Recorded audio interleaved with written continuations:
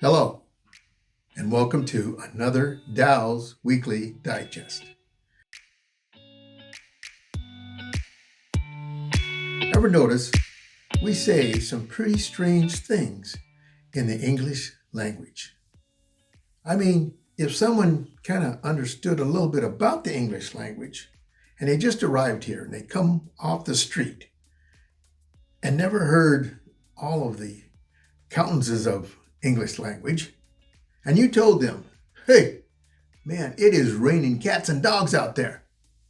Man, they'd start to look up and be looking for that Cocker Spaniel to come out of the air. And they'd probably run for cover. Now, I've lived a few years, 70 plus. And I've heard just about every idiom, IDIOM, out there. We don't just talk, we paint pictures with words. And sometimes those pictures don't make a lick of sense. But somehow everybody understands them. Take this one. Oh, they spilt the beans. Now, I've spilled beans before, corn and peas, usually at dinner. And I can tell you, nobody learned a secret when I spilt the beans. But say the phrase in a conversation, oh, Mary really spilt the beans there. Everybody leans forward and wants to know what Mary said. Or how about, take the bull by the horns? Now, I don't know about you, but I've never had a desire to grab a bull anywhere, especially by the horns. But we all know exactly what it means. Face the problem head on. And then there's one that my generation used, maybe a lot. Don't beat around the bush. Now, I've been around a few bushes here in South Dakota, and if you're beating around one, you're probably looking for something or avoiding something. And that's exactly the point, isn't it? What fascinates me is where these things come from. So many of them come from farm life, animals, food, just simple everyday living. Make hay while the sun shines. Now that one kind of makes sense, because if you don't, you're going to be in trouble come this winter. Or separate the wheat from the chaff. Sounds like something from the Bible. This comes from England. The bee's knees. What part of it is so special? Apparently, it's the bee's knees. They are top notch. Or this one from England. Bob's your uncle. Now, I've had an uncle or two, but I've never realized having one solved all your problems. But here's the thing. These idioms, strange as they are, they do something very powerful. They simplify. Take something complicated and they make it stick.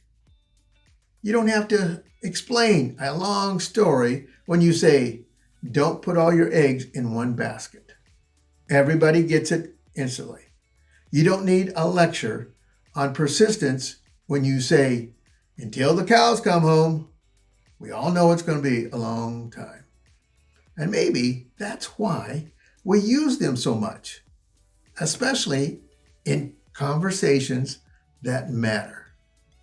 You know, in my line of work, talking about things like disability, longevity, and well, dying too soon, those aren't easy conversations. But sometimes an idiom opens the door. Instead of overwhelming someone with a bunch of statistics, you say, let's not put all of our eggs in one basket. Or, let's take the bull by the horns and talk about this. And just like that, the tension eases. It's funny, after all these years, I've come to realize We don't always need bigger words or more words. Sometimes we just need the right words, even if they don't make perfect sense on paper. Because when they land right, well, Bob's your uncle. You see, folks, communication isn't about sounding smart. It's about being understood. Idioms work because they connect instantly. If you want to influence, lead, or serve others, don't complicate the message. Simplify it clearly so that people can see it, they can feel it, and act on it. Just tell them what time it is, not how to make the watch. Timing and wording, that really matters. A well-placed phrase, sometimes familiar, sometimes relatable, can lower defenses and build trust.